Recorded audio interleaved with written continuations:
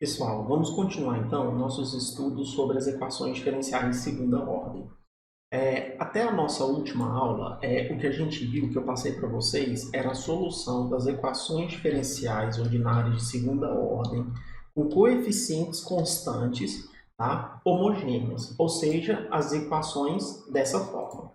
O que eu mostrei para vocês é que quando a gente supõe que uma solução para essa equação diferencial é da forma e elevado a rt, se você supor que esta função é uma solução dessa equação diferencial, ao fazer as devidas substituições para mostrar que isso aqui é a função, você vai obter uma nova equação, que é esta equação aqui, ó, AR ao quadrado mais BR mais C igual a zero. Essa equação aqui ela recebe um nome chamado de equação característica da nossa equação diferencial de segunda ordem. E o que eu mostrei para vocês é que, a depender do valor do delta para essa equação, você vai ter três possibilidades de raízes. Raízes reais e distintas, raízes reais e iguais e raízes complexas, perfeito? O que eu vou fazer na aula de hoje é um estudo aprofundado sobre o caso onde o nosso delta aqui ele é menor do que zero, perfeito? Ou seja, quando as raízes forem complexas. Perfeito? Então, esse é o meu intuito. Antes da gente ir direto para as equações diferenciais, eu preciso fazer um background com vocês um pouco extenso sobre coisas específicas, tá? O primeiro delas é o seguinte: como são as soluções complexas? Esse é o primeiro ponto. A primeira coisa que eu espero que todo mundo lembre é o seguinte, é que um número ele é dito pertencente ao conjunto dos números complexos, tá? Se por um acaso ele assumir a seguinte forma, z é igual a mais bi, perfeito? Onde você tem o a e o b pertencente ao conjunto dos números reais. Então, esta aqui é a definição de um número complexo. A definição do número complexo ele é tal, da forma A mais BI, onde o A e o B pertencem aos reais. E aí, obviamente, o I é o que a gente chama de unidade imaginária, ele possui a forma raiz quadrada de menos 1. Perfeito? Então, essas são as definições mais básicas sobre os números complexos. E como que eles vão surgir nas nossas equações de segunda ordem, na verdade, nas equações algébricas, né, de segunda ordem. Então, suponha que vocês tenham a seguinte equação, ó, x ao quadrado menos 2x mais 5 igual a zero. A gente quer resolver essa equação aqui, perfeito? Primeira coisa, o que a gente sabe sobre ela? Delta, b ao quadrado menos 4ac. Então, menos 2 ao quadrado menos 4 vezes 1 vezes 5. Perfeito? Menos 4ac. Então, a gente tem 4 menos 20 igual a menos 16.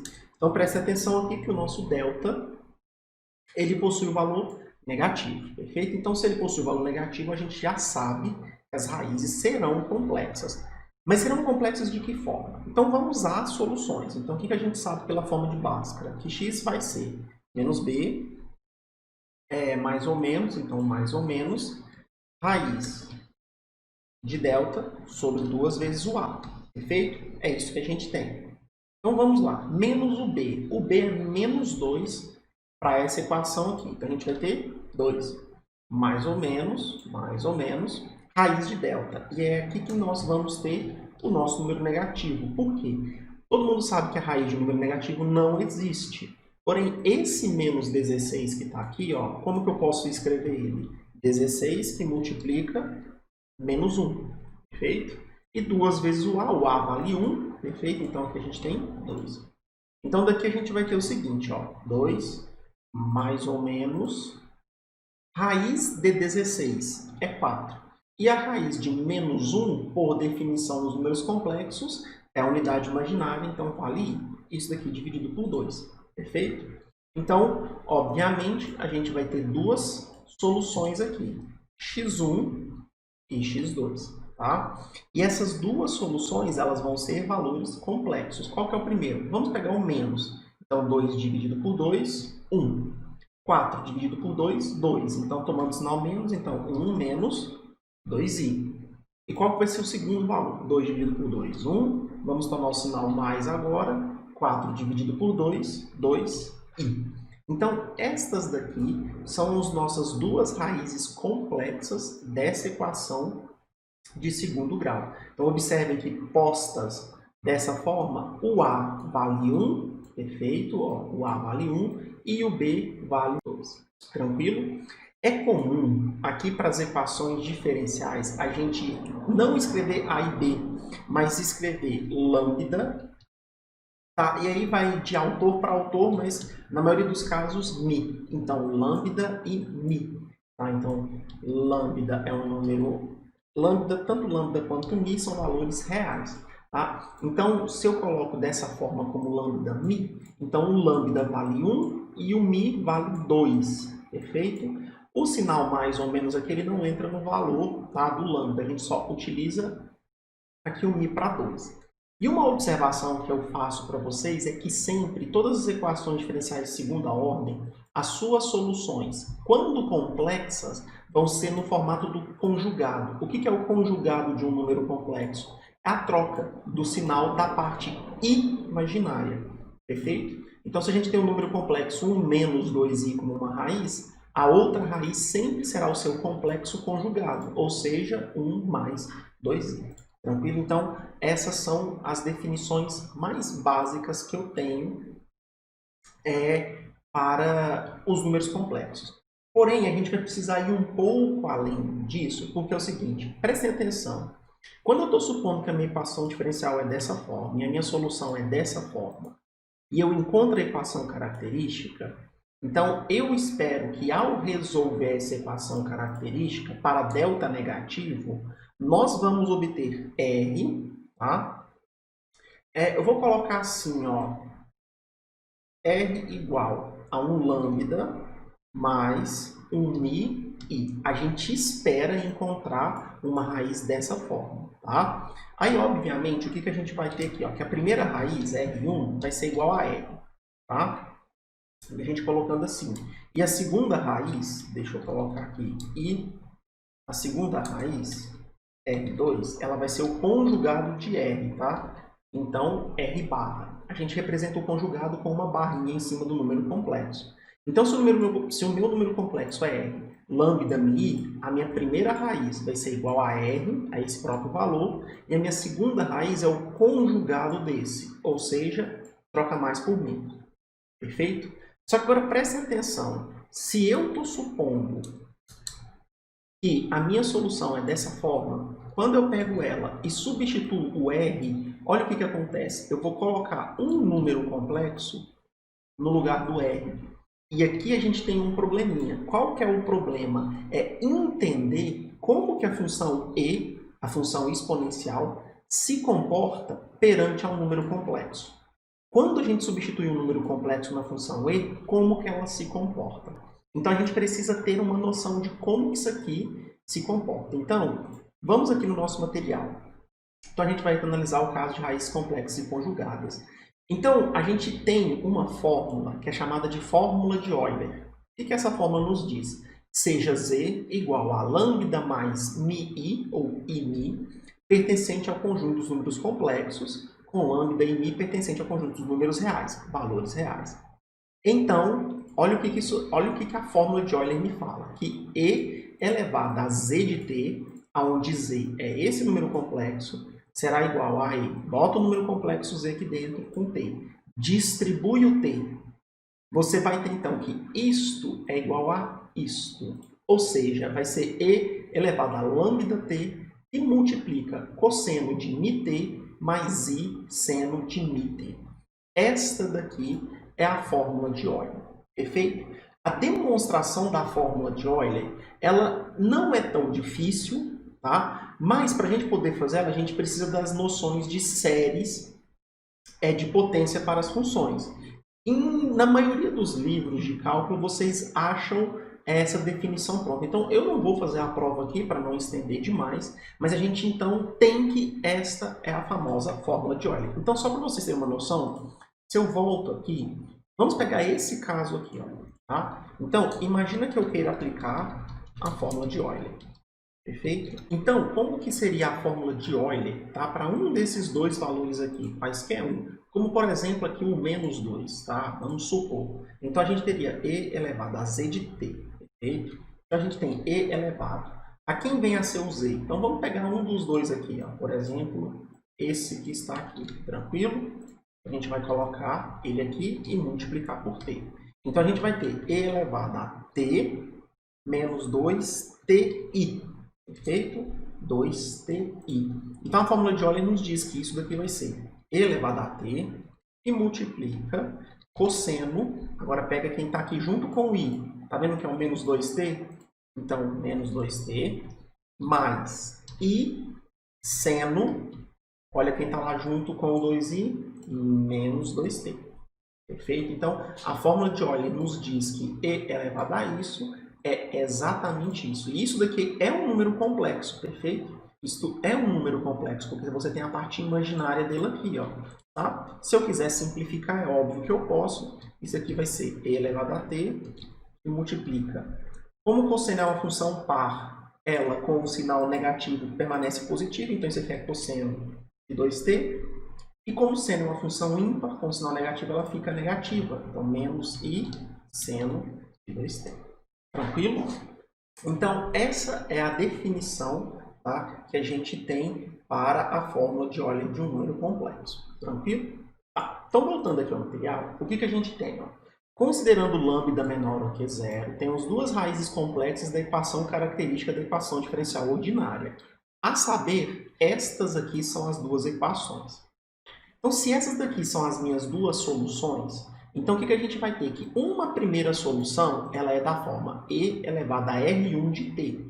E aqui eu estou considerando o R1 como sendo lambda mais μi, perfeito? Então, R1 é lambda mais μi de t, e pela fórmula de Euler eu sei que isto daqui é e elevado a lambda t, que multiplica cosseno de μt mais i seno de μt.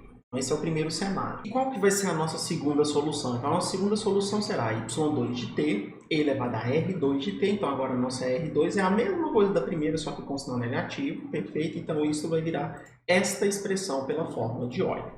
Tranquilo? Agora, o que eu quero que vocês pensem comigo? Observem que essas duas soluções, elas têm um produto, tá? Uma combinação entre cosseno e seno. Tranquilo? Só que essa combinação aqui, a gente espera na solução geral, não numa solução particular, perfeito? O que a gente espera é que a combinação entre as possíveis soluções, elas aconteçam na solução geral. Só que essa daqui não é uma solução geral. Então, antes de obter a solução geral, eu posso tentar mexer com esses fatores aqui para tentar simplificar as minhas funções de base da solução. Então, o que eu vou fazer? Eu vou primeiro somar essas duas, tá? y1 com y2, e depois eu vou subtrair as duas. E eu vou criar duas novas funções, tá? O que eu vou chamar de y1 barra e y2 barra. Então, esperamos que qualquer combinação linear entre as soluções dadas de 10 também seja solução da EDO 5. Então, portanto, olha o que eu vou fazer. Ó. Eu vou criar uma função y barra de 1. O que é essa função y barra de 1? Ela é a soma das minhas duas soluções que eu tinha aqui anteriormente.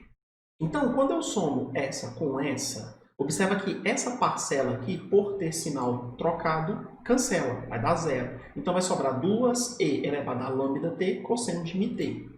É isso que está aqui. Ó. E se você reparar bem, o 2 é uma constante.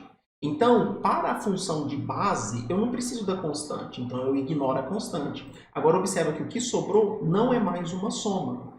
Por eu não ter mais uma soma, esta daqui, então, é uma função de base. E elevado a lambda t cosseno de μt. Perfeito? Y barra 2 de t, que vai ser a subtração dessas duas. Então, o que eu vou fazer é y1 menos y2. E quando você fizer y1 menos y2, o que eu quero que você repare? É que a parcela com cosseno agora vai sumir, tá? Porque você vai ter cosseno menos cosseno, vai dar zero. E essa parcela daqui ela vai duplicar, porque você vai ter mais i seno mit, menos com menos mais, i seno mit. Então você vai ter 2i elevado a lambda t seno de mit. E o que eu quero que vocês observem de novo é que 2i também é uma constante complexa, mas é constante. Perfeito? Então, conclusão, essa função que está aqui, ó, só seno de mit elevado a lambda t, ela também vai ser uma função de base. Então, agora você consegue duas funções de bases diferentes. E aí, a partir delas, é que eu posso construir a minha solução geral. Então, essas duas funções também serão soluções da equação diferencial dada aqui na equação 5. Se vocês voltarem aqui, ó, a equação 5 é essa equação que está aqui, perfeito? Então, elas também serão soluções. Então, desconsiderando as constantes 2 e 2i, pois não fazem diferenças constantes, temos que a solução geral para a equação diferencial ordinária 5, quando a sua equação característica possui raízes complexas, então será dada por a y1 barra de t mais b y2 barra de t, onde a e b aqui são as constantes que eu escolhi, tá, para a solução geral. Então, se eu substituo y1 barra por essa função e y2 barra por essa função sem as constantes, eu vou obter, então, e elevado a lambda t, a cosseno de mit, mais b seno de mit. Perfeito? Onde o e aqui, ó, eu coloquei em evidência. Perfeito? Então, essa é a minha solução para a equação diferencial ordinária de segunda ordem, homogênea com coeficientes constantes, quando ΔE é menor do que zero. Antes da gente fazer o exemplo que está aqui, que é um exemplo aplicado, deixa eu voltar aqui, tá? E vamos fazer aqui um exemplo não aplicado, já direto mesmo, tá?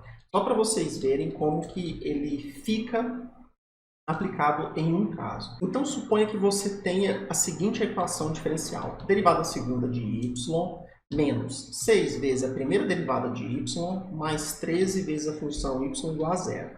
De novo, é uma equação diferencial ordinária de segunda ordem, linear, com coeficientes constantes e homogênea. Então, o que a gente sabe? Que a equação característica associada a essa equação será r ao quadrado menos 6r mais 13 igual a zero. A gente sabe disso, perfeito? Dessa equação, o que a gente tem? Que o nosso delta é menos b, então menos 6 ao quadrado, menos 4ac, e 13 aqui. Então, 6 ao quadrado, 36, menos 42. Peraí, 52. Perfeito? Então, menos 52. Então, 36 menos 52, menos 16. Certo? Então, tendo menos 16, vamos às raízes. Então, o que a gente espera? R igual a menos b. Como b é menos 6, então 6. Mais ou menos, raiz de delta. Como delta é menos 16, a raiz de 16 é 4 e a raiz de menos 1 é i.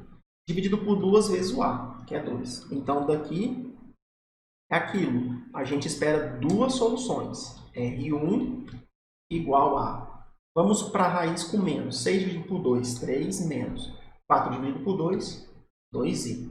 E agora, a conjugada da de cima é só você lembrar de trocar o sinal do meio. 2i. Perfeito? Então, disso daqui, o que eu tiro? Que o meu lambda ele é igual a 3. Perfeito?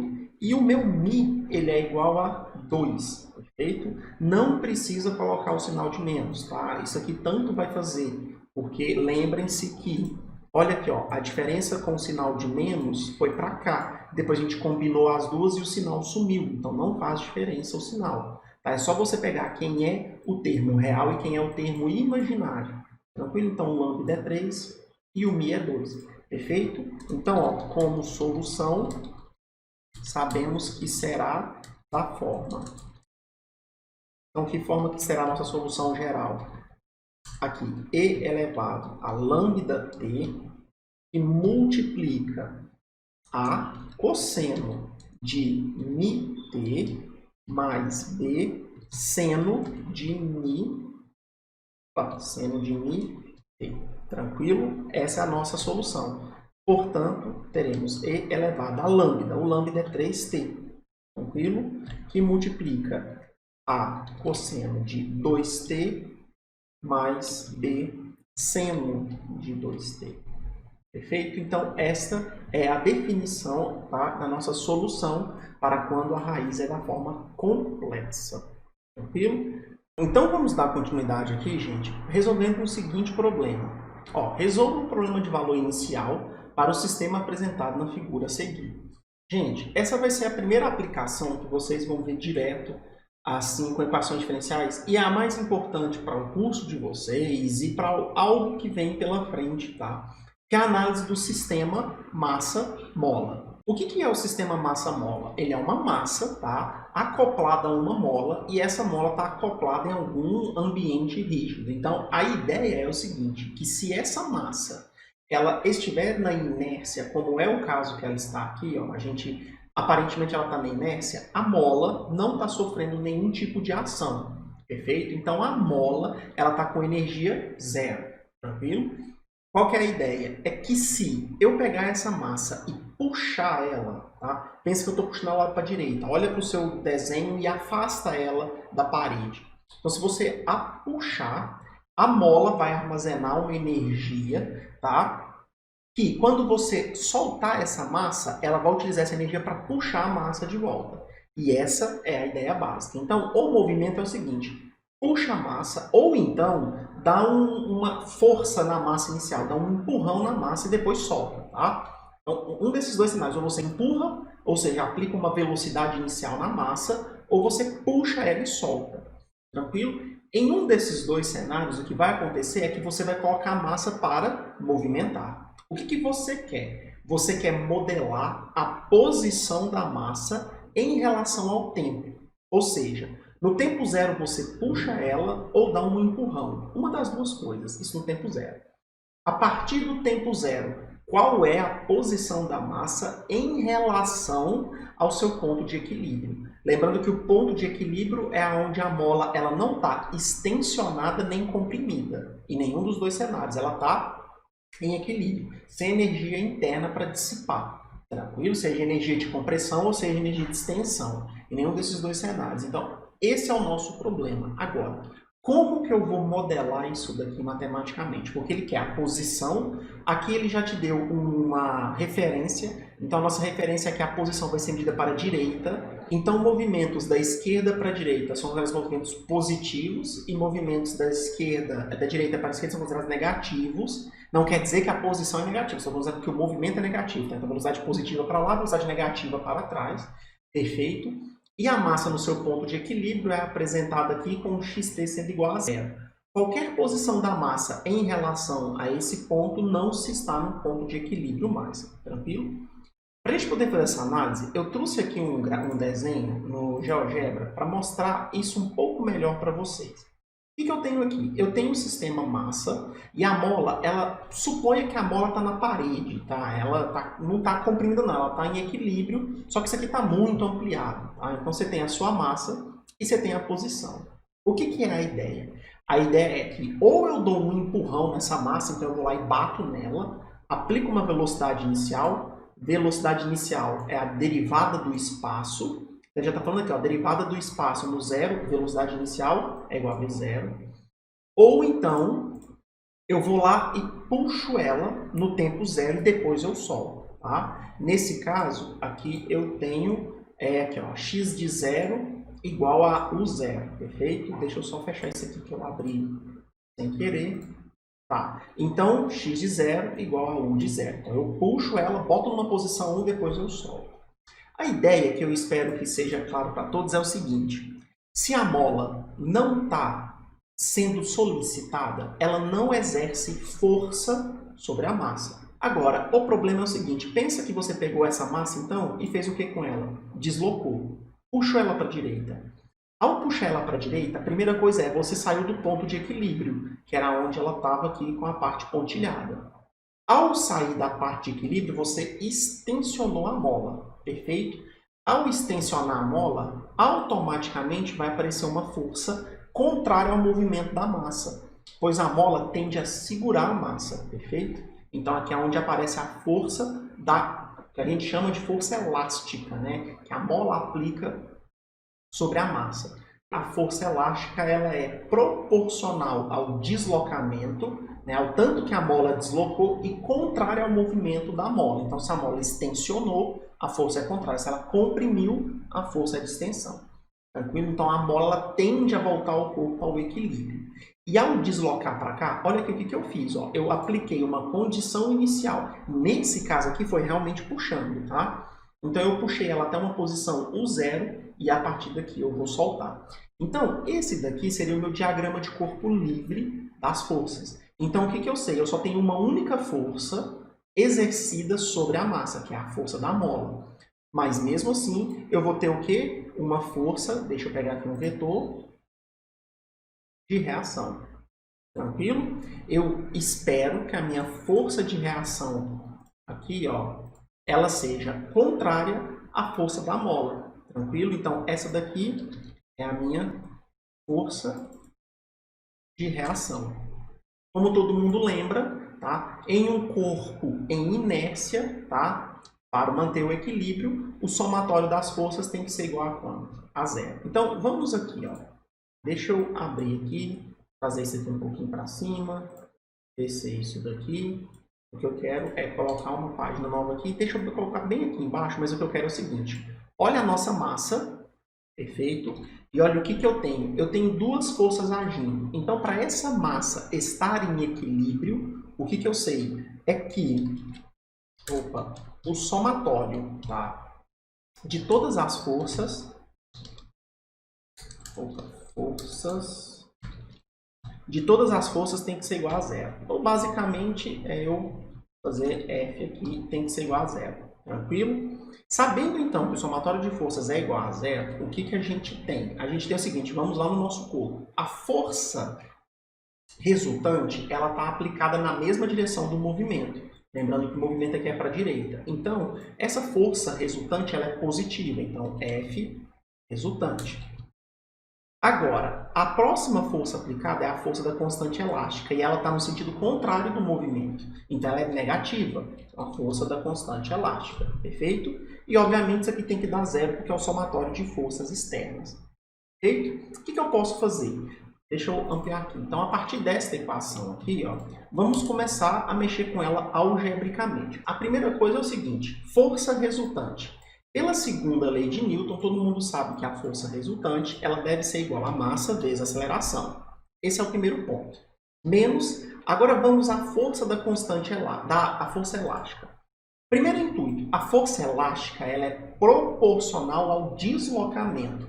Como o deslocamento da massa que eu estou medindo em relação ao eixo x, o deslocamento que a massa fizer eu vou chamar de x, perfeito? No tempo x. Então aqui, ó, a minha força elástica ela é proporcional à massa. Então vamos começar ao deslocamento. Então vamos começar por aí. O deslocamento é x. Algo proporcional a x é eu fazer k vezes x. Onde k aqui, ó, é a nossa constante elástica da mola. Só que não só isso aqui basta, porque o que a gente sabe é que a força elástica ela ainda é oposta ao deslocamento. Então, se o deslocamento é positivo, a força tem que ser negativa. E se o deslocamento é negativo, a força tem que ser positiva. Ou seja, eu preciso trocar o sinal desse x. Então, aparece o menos aqui da força elástica. Perfeito? E isso aqui tem que ser igual a zero. Certo? Agora vamos lá. Aceleração. O que é a aceleração, tá, em relação ao deslocamento? A aceleração a gente sabe que é a derivada da velocidade. E a derivada da velocidade, por sua vez, é a derivada do espaço. Tranquilo? Então, aqui eu tenho massa vezes a derivada do espaço. Como a derivada é temporal, então eu vou colocar aqui, ó, 2 pontos. Então, vai ser a massa vezes a derivada temporal do meu deslocamento. Menos vezes menos vai dar mais. Kx igual a zero. Perfeito? Kx igual a zero. Essa equação resultante aqui, ó, é o que a gente chama de equação dinâmica do sistema massa-mola. Perfeito? Então, essa equação aqui, ó, o que ela mede? Ela mede o deslocamento da minha massa em relação ao tempo. Então, eu venho aqui no tempo zero, puxo e depois eu solto. Ela vai começar a mexer. Tá? E o que essa equação aqui ela vai modelar é esse deslocamento. Então, observa, ó, é uma equação diferencial de segunda ordem, perfeita, tem a derivada segunda aqui, e ela vai ter duas condições iniciais associadas. Ó, no x0 vale u de zero, e na derivada no zero vale v de zero. O que esses aqui, o que essas condições iniciais querem te dizer? É o deslocamento inicial e a velocidade inicial. Perfeito? Então, o que o exercício 4 quer é simples. O exercício 4 quer que você resolva o seguinte PVI. Qual o PVI? Vamos colocar ele aqui, ó. Ele quer que você resolva o PVI m, x, dois pontos, derivada temporal de x duas vezes, mais kx igual a zero, para quando x for zero, isso seja zero, e quando a derivada do x no zero, u de zero, e a derivada no zero seja v de zero. Então, é isso que ele quer que você resolva, perfeito? Antes da gente partir para a resolução disso daqui, a gente já sabe como resolver a equação de segundo grau, de segunda ordem, perfeito? É só achar a equação característica para as raízes. Só que como isso aqui fundamenta um sistema mecânico aplicado, antes da gente partir para a solução, é usual que nesses tipos de problema aqui, quando envolvem equações dessa forma, algumas modificações da equação sejam feitas, perfeito? Então, antes de partirmos para a solução, vamos modificar nossa EDO. Como assim? Nossa massa M deve ser um valor não nulo.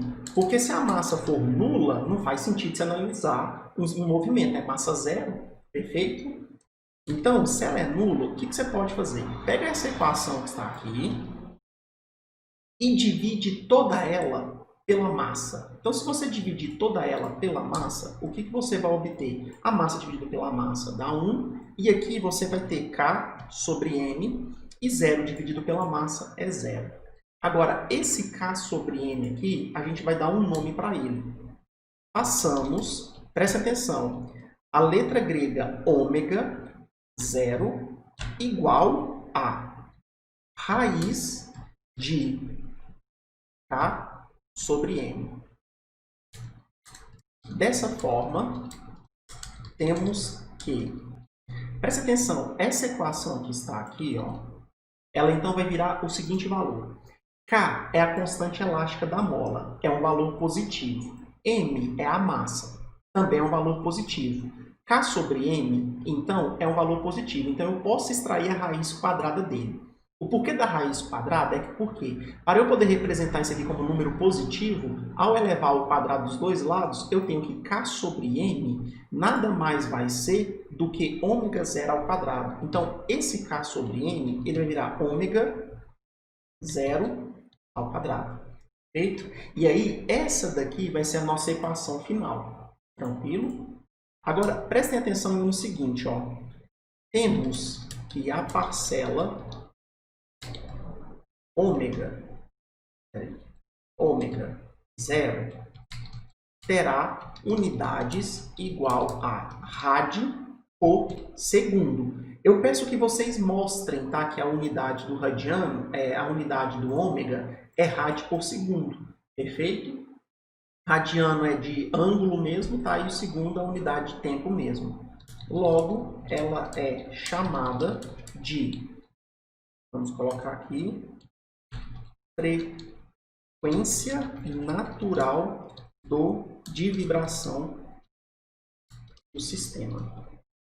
Então, gente, esse ômega zero, ele tem uma importância fundamental nesse tipo de problema. O que ele modela? Nesse tipo de problema, ele modela a frequência natural. Frequência é o comportamento da massa. É o quão rápido ela está oscilando, tá, em torno de uma certa posição ou o quanto ela oscila até parar. Então, isso é medido por essa frequência natural. Então, é por isso que a gente modifica o sistema físico para que a equação fique dessa forma. Tranquilo? Então, agora, a partir dessa nova equação diferencial, temos que... então, agora vamos resolver essa equação diferencial que está aqui, perfeito?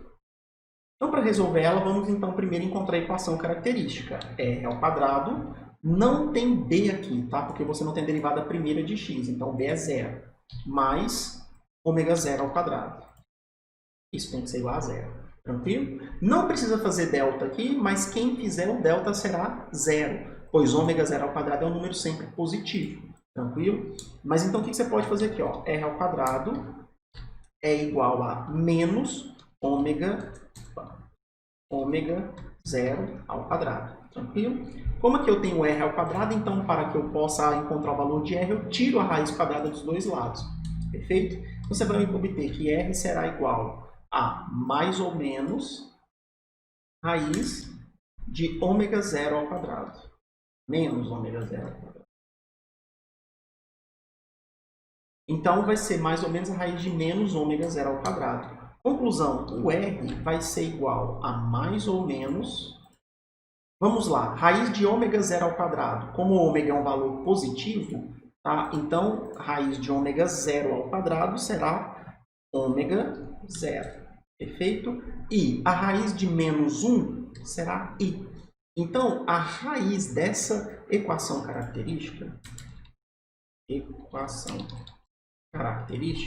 será mais ou menos ômega i, tá? De onde, se você quiser extrair as duas raízes específicas, então R1 vai ser mais ou menos o ômega 0 i, e a outra, eu vou escolher o menos, tanto faz, menos ômega 0 i. Tá? Então, o que a gente extrai dessas duas soluções? É que para o meu número complexo, o meu lambda é zero, tá? Pois eu não tenho a parte puramente real do número complexo, e o mi é igual a ômega zero. Tranquilo? Então, é isso que eu extraio do meu problema.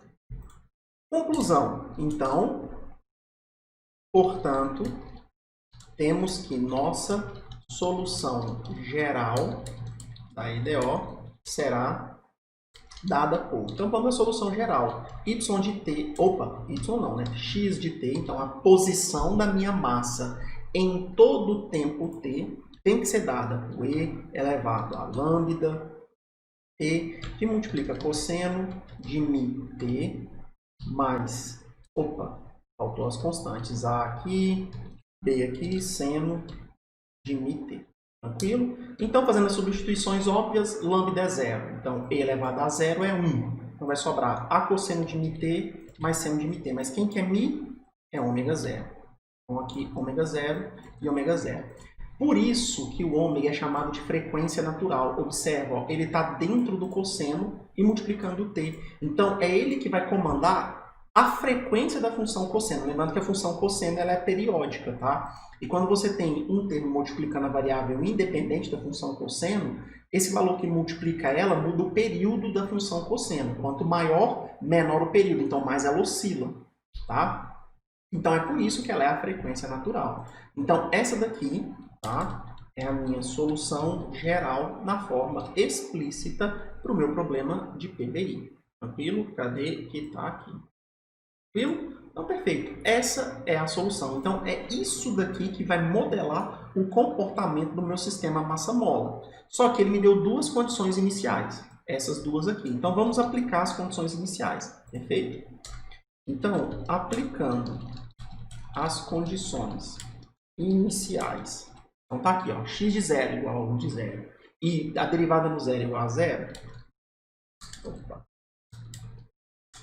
Teremos que... Então, vamos aplicar. Eu vou para a primeira e mais fácil, que é essa daqui, tá? Então, o que eu tenho? Pega a própria equação, que é essa daqui. Perfeito? Então, o que a gente vai fazer? Para a primeira condição, vamos aplicar o t igual a 0. Então, 0 aqui, vezes 0 aqui, vezes 0 aqui. Tranquilo? O que a gente tem agora? X de 0 vale o 0. Então, aqui, o 0 igual a... Vamos lá, cosseno de 0. Por quê? Ômega 0 vezes 0 é 0 e cosseno de 0 é 1. Perfeito?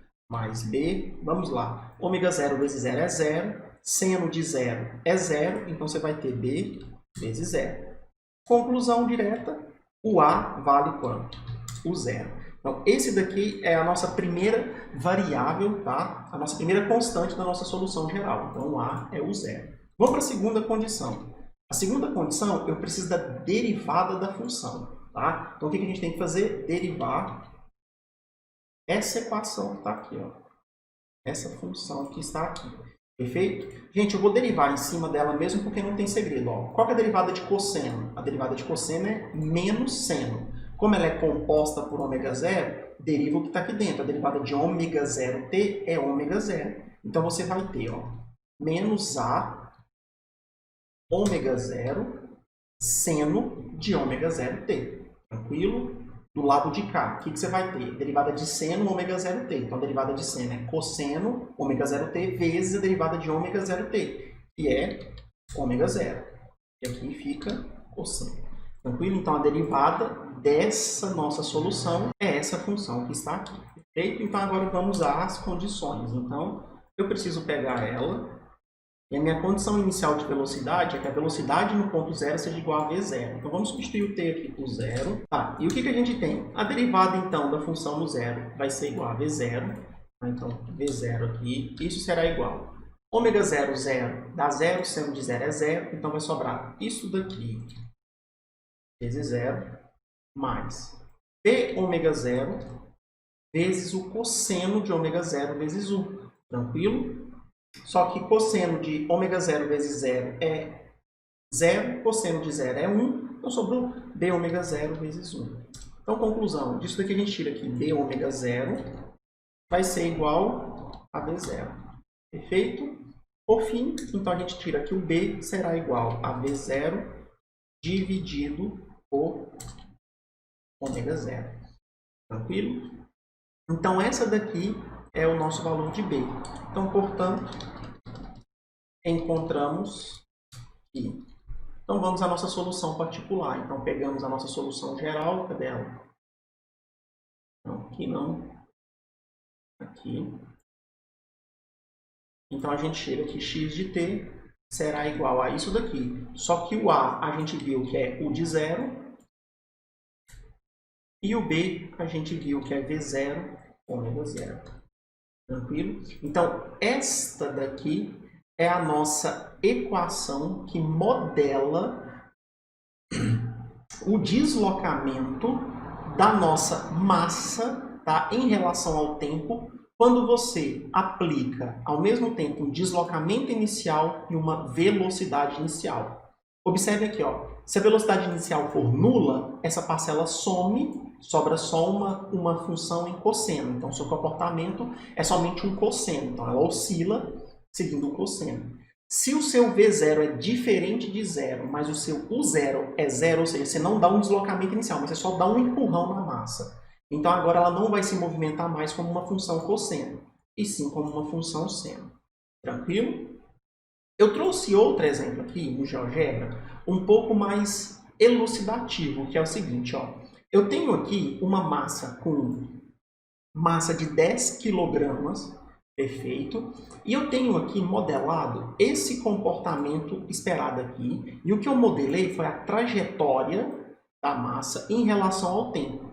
Observem o seguinte, a primeira coisa, o meu tempo aqui ele vai variar. Vamos não dar nenhum deslocamento e nem um empurrão, uma velocidade. Se eu não der nenhum desses dois, a massa ficará imóvel, ela não vai poder se mexer, concorda? Então, conforme eu mando o tempo andar, então observa que o deslocamento da minha massa é zero, em todo o tempo t, porque eu não dei nenhum empurrão e nenhuma velocidade inicial. Agora vamos fazer o contrário, vamos dar um empurrão nela, perfeito? Então eu vou supor que eu apliquei aqui um deslocamento de 2 metros.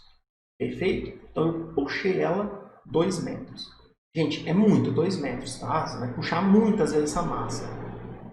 Então, tem a minha mola aqui, a minha massa, dei um puxão de 2 metros. Então, vocês vão ver que ela vai pular para 2 metros e a partir daí ela começa a se movimentar. Perfeito? Então, vamos lá. Ó. Primeira coisa, ó, observem que ao clicar fora, ela já pulou para 2 metros. Perfeito? Ó, ela deu um deslocamento aqui da posição inicial de 2 metros. E a partir daqui, ela gira. Então, vamos colocar ela para girar.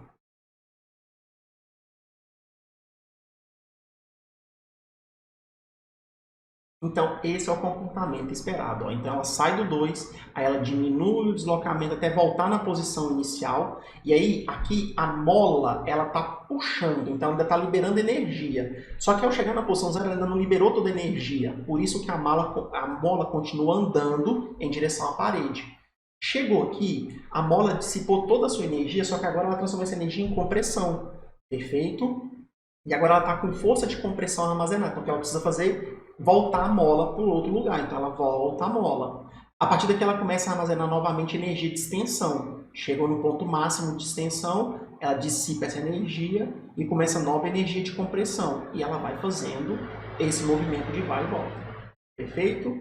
Então, ó, se eu der um deslocamento um pouco menor, observa que ó, a massa diminui e ela vai andar um pouco menos. Perfeito? Em questão de amplitude. Então tá lá, esse foi o movimento. Agora observe o seguinte, lembra que a minha frequência natural, olha aqui, a frequência natural, ela não é em razão da massa? E quanto maior a massa, menor a frequência? Eu peço atenção que observa quantas vezes a função cosseno aqui nesse caso teve picos. Ó, 1, 2, 3, 4 picos aqui. O que eu quero que vocês observem? Vamos aumentar a massa para, por exemplo, 50 gramas. Eu vou aumentar a massa agora para 50 gramas. Eu vou voltar aqui para 2, tá? Tanto faz. Então, para 2 aqui e a massa de 50. Lembra que a gente teve 4 picos daquela vez. Olha agora.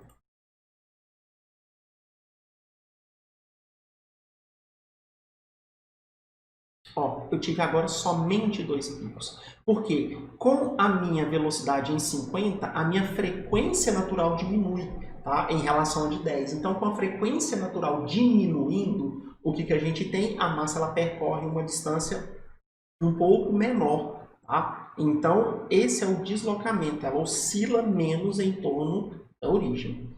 Agora, para a gente poder finalizar o estudo desse sistema, é usual, tá, que os físicos reescrevam essa equação aqui. Para que aqui é difícil você olhar direto para ela e falar assim, a amplitude total do seu movimento é tanto.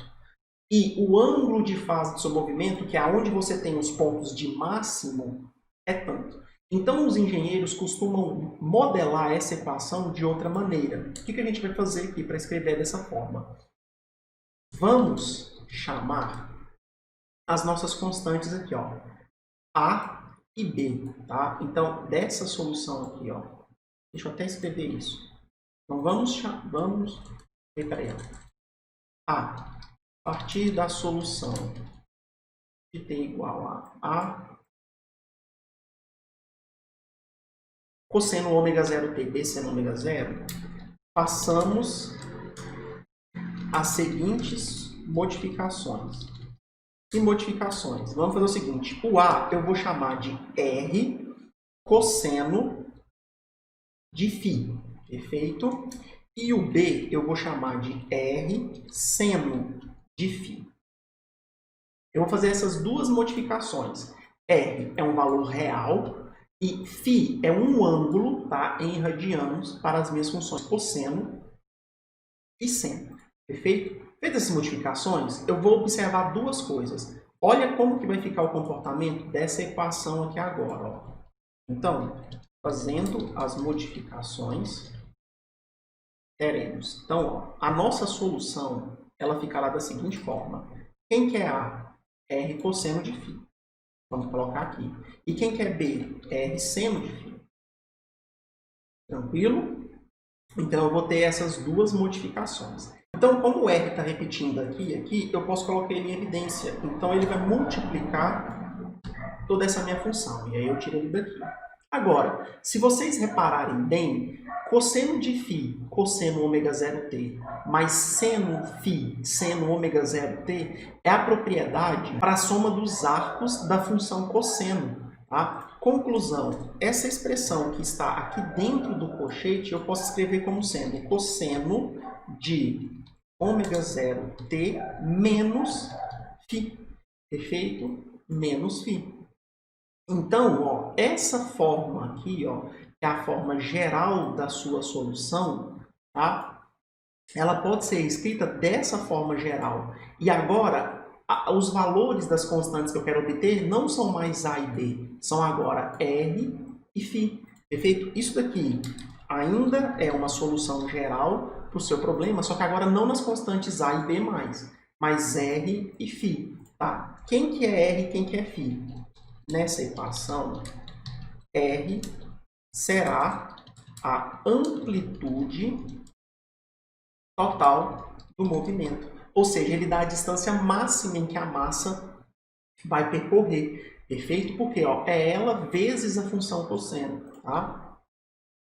Enquanto que o φ é chamado de ângulo de fase. Tá? E o que é o ângulo de fase? É o deslocamento que você dá na função cosseno em relação à origem. Tá? Então, na origem, a função cosseno tem o seu máximo. Concordam comigo? Então, você vai deslocar φ, é onde você vai ter um novo máximo. Então, o ângulo de fase ele vai dar os picos de máximo da sua solução, que é aonde, que são os tempos aonde você vai ter o máximo ou mínimo deslocamento. Então, sempre quando essa parcela for um múltiplo do seu ângulo de fase, você vai ter um pico de movimento. Então, essa é a ideia do ângulo de fase. Tá, só que, chamando então isso disso, tem como a gente descobrir o R em função de A e de B, perfeito? Então, ó, como isso é igual a isso e isso é igual a isso, temos que, faz o seguinte para mim, eleva ambas as expressões ao quadrado e soma. Então, pega essa expressão que está de cá e eleva ao quadrado. Vai ser A ao quadrado igual a R ao quadrado, cosseno ao quadrado de φ. Perfeito? Essa é a primeira. Agora, pega essa daqui e eleva ao quadrado. Vai ficar B ao quadrado, R ao quadrado, sin ao quadrado, seno ao quadrado de φ. E soma essa com essa. Então, vai aparecer de cá, ó, o mais b ao quadrado da segunda parcela. E aqui, do lado de cá, vai aparecer mais r ao quadrado, seno ao quadrado de φ. Concordam comigo? Quem está repetindo lá de cá? R ao quadrado. Então, coloque esse r ao quadrado em evidência. Então, fazendo isso, você vai ter isso daqui, ó. Então, colocando o r ao quadrado em evidência, tem r ao quadrado que multiplica cosseno ao quadrado de φ mais seno ao quadrado de φ. E vocês sabem que das identidades trigonométricas fundamentais, seno ao quadrado de um ângulo mais o cosseno ao quadrado do seu ângulo é igual a 1. Conclusão, vocês chegam que r ao quadrado é igual a a ao quadrado mais b ao quadrado. Ou ainda mais, r é igual. Como r é a amplitude, ele não vai poder ser negativo. Então, mais a raiz de a ao quadrado mais b ao quadrado. Mas, para finalizar, a gente sabe que o a, quando a gente aplica as condições iniciais, vale o zero. Então, isso aqui vai ser o zero ao quadrado. Mais o b, quando a gente aplica as condições iniciais, é b0 ômega zero. Então, aqui, mais b0 ômega zero ao quadrado. Então, essa daqui é a minha amplitude do movimento em função de quem? Do deslocamento inicial e da velocidade inicial aplicada. Se a velocidade inicial é zero, o deslocamento é somente o deslocamento inicial. Se o deslocamento inicial é zero, aí a gente já tem uma razão entre a velocidade inicial e a frequência natural do movimento. Tranquilo? Então, isso aqui define a amplitude do movimento. Por fim, tomemos a divisão. Vamos fazer uma divisão aqui da seguinte forma. Eu vou dividir o B por A. Vocês vão entender o porquê agora, tá? Então, o que eu quero fazer? Eu quero fazer B dividido por A. O que vem a ser B dividido por A? O nosso B é R seno de φ, que está aqui. E o nosso A é R cosseno de φ. Tranquilo? Então, o que eu vou ter? Que B dividido por A será igual, então, ó, R dividido por R é R. É 1, desculpa. E seno dividido por cosseno é tangente. Tranquilo? Tangente de quem? De φ. Perfeito? Agora, então, o meu ângulo de fase, eu sei que para obter ele, como isso aqui é uma função tangente, eu posso aplicar a função arco tangente. Então, tangente a menos 1, aqui no caso o φ, né? Vou colocar aqui. O φ será igual, então, ao tangente a menos 1 de quem? De B sobre A. Perfeito? Em relação às condições iniciais, quem que vai ser isso daqui? Vai ser, então, tangente a menos 1 de B sobre A, quando você substituir o B por V0 ômega 0 e o A por U0, vocês vão obter V0 dividido por ômega 0, U0. Tranquilo? Então, este daqui, ó, é o meu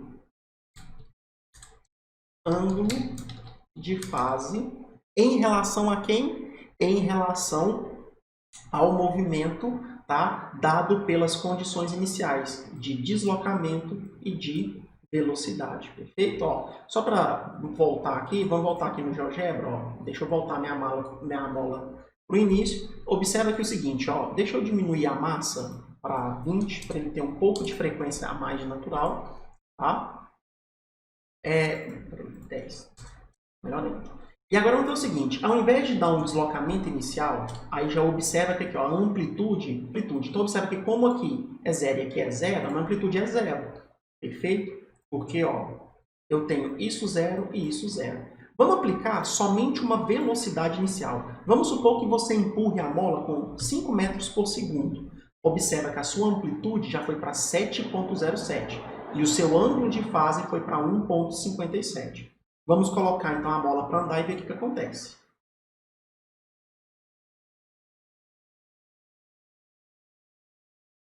Perfeito? Aí vocês perceberam um probleminha, ela passou da minha parede imaginária. Não tem problema não, tá? Só quero mostrar o deslocamento. Então, esse aqui seria o deslocamento da massa. Perfeito? Observa que sem o deslocamento inicial, só com uma velocidade, ó, ela sai da origem. E ela anda, sobe e desce. Para ficar uma coisa um pouco mais visual, vamos colocar aqui só uns 2 metros por segundo, tá? Para ficar mais claro. Lembra aquilo que eu falei?